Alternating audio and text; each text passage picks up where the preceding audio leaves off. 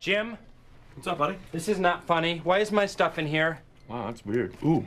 Alright, welcome back to the channel. So we're gonna try to get some work done while Harper scratches up the car with the chairs. Harper, you gonna scratch the mess out of that car, ain't you? Give me a high five. You gonna scratch it all up? We should probably keep the chair off the car a little bit like that, right? Or we don't care. Huh? We don't care? You said we don't care. So, I guess Harper's gonna bang it up. We're gonna get some progress made up here though. We need to get the rear end taken out of the vehicle, but we're not doing that right now because I don't need a big mess all over the place. I've ordered the brackets, ordered everything that we need to do the rear end with. They're not here yet, and also have not picked the new rear end up. So it will literally only take 30 minutes to pull this rear end out. So there's no reason to pull that rear end out right now and have that thing just tied up in the garage. So we have other obligations that we need to take care of on this car. We need to brace the ProCharger. So we're gonna go ahead and take care of that. In order to brace the ProCharger, we need to take this fender off. So we're gonna build a brace on this. We're gonna figure out how we're gonna do it. Not buying a kit. Spoke with ProCharger, and the kit that they offer for these braces is basically a universal Heim joint kit. I don't need no universal kit. So they just send you a handful of Heim joints and some bars, and then you have to figure it out yourself utilizing the mounting points to your chassis. So there's no point in that. We can just build something ourselves. There's no point. I think the kit was like $300. I'm not paying that for some universal stuff. I've ordered another fuel pump pulley. So I sent an email today to go ahead and get that ordered. The other spare fuel pump belt just come in earlier.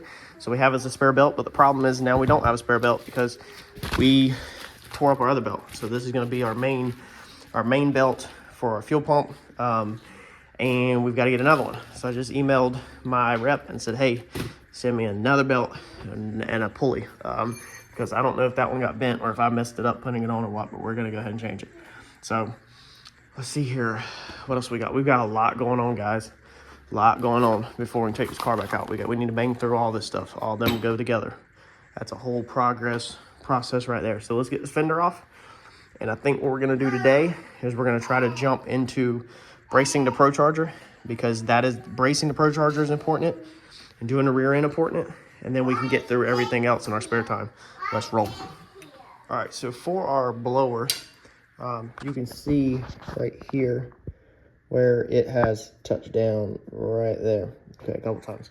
So basically, if you've seen it in the previous video, what it's doing, it's hard to move it, but it's moving some right here. So it just needs to be braced up a little. Now, originally when I seen this, I was like, cool, we'll hit that bolt and we'll go down there to the main frame, you know, and build a big curve bar, and that should brace it. We can even triangulate it back to there and all that. And then I got everything taken apart, as you can see now, which is super easy on this car. It's not hard at all. And I was like, well, there's no reason to do all that. We have this bar running right here, which is already tied into back here. You know, this is not a long run. We can basically just come off of right here and just catch that. This piece unbolts, so it technically could be unbolted and painted if we wanted to. We'll probably just do a little touch-up paint where we're gonna weld at.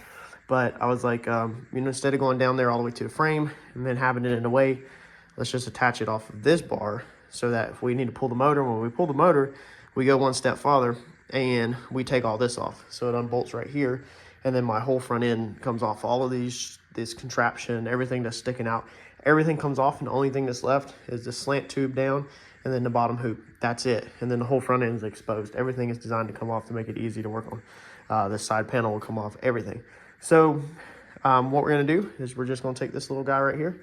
I've already took the bolt out of right there. We're just gonna put that on like that, put a bolt through it, and then we're just gonna build some bracing off of that like this, you know, some little triangulated rod.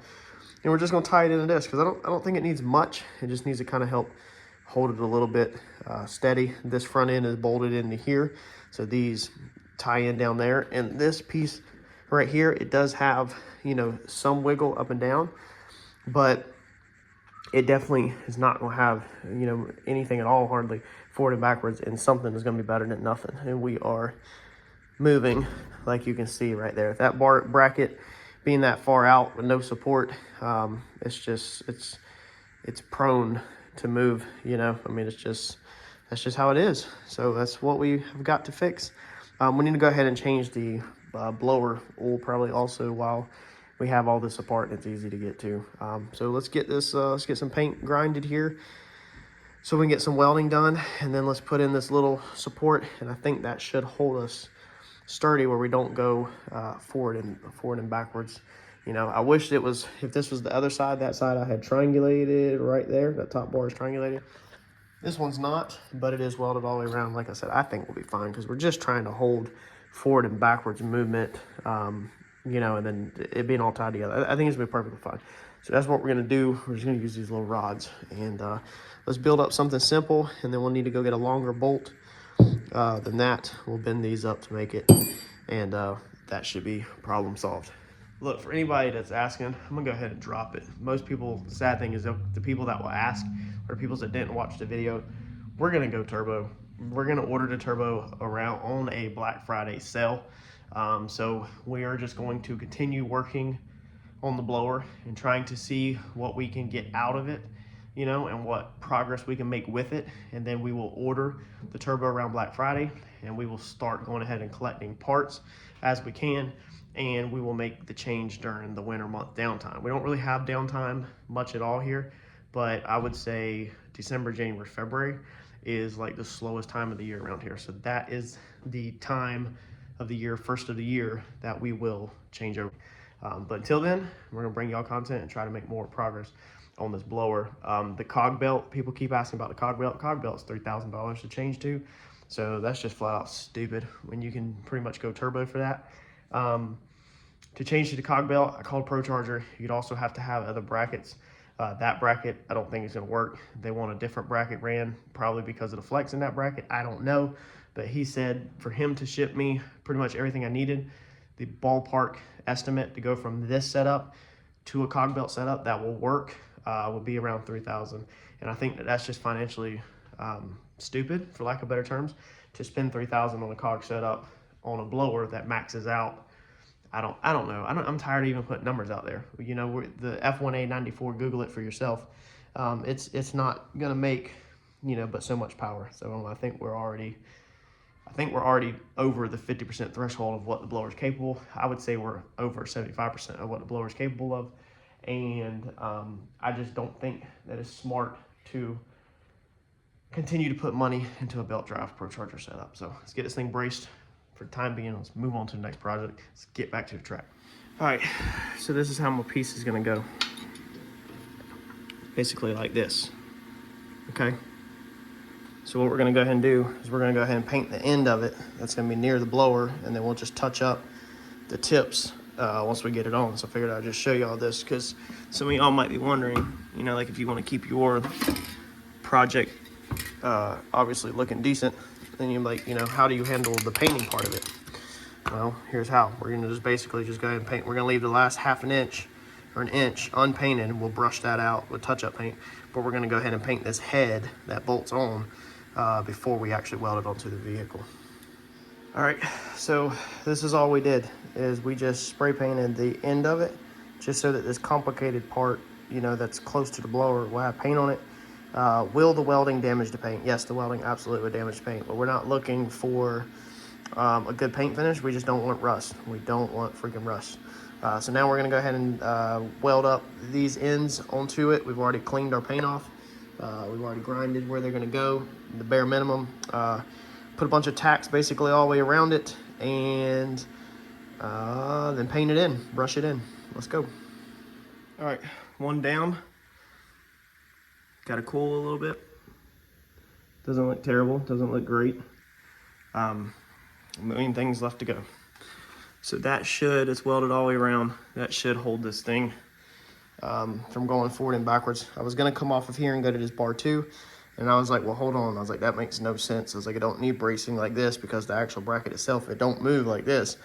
It moves all like this. I was like, it just needs 2 forks going forward.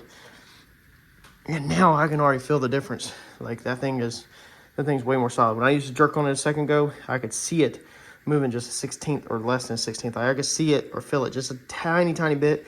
And when the car was running, you could definitely see it bouncing. So now I bet that thing is going to be perfect and good to go. If we need to shim anything, if we need to push it back that way, then obviously we can loosen them bolts up down there, put a washer in, push it back that way. But that was tack welded with it exactly in place, with the bracket relaxed, with no belt on it, so it wasn't pulling it in any sort of direction. So that should be spot on the money, man. It really should. So we'll see if that helps. I think that most of our problems coming from banging on the two-step and stuff, and when you let go of the trans brake or when you do a shift or whatever it is, during hard hits to the motor, that everything is rigid mounted besides this blower. This blower's been out here kind of floating, and I didn't think about it. Everything else is solid mounted and can't move. So now the blower's hopefully solid mounted and can't move. So hopefully this will help. And if it don't, then oh well, we tried. A for effort. All right, so I think that's gonna work pretty good. We'll get that painted out, and then that should be it. All we need to do is we've got to get the spare blower belt on the way, and get the larger pulley back on we're gonna switch to. So yeah,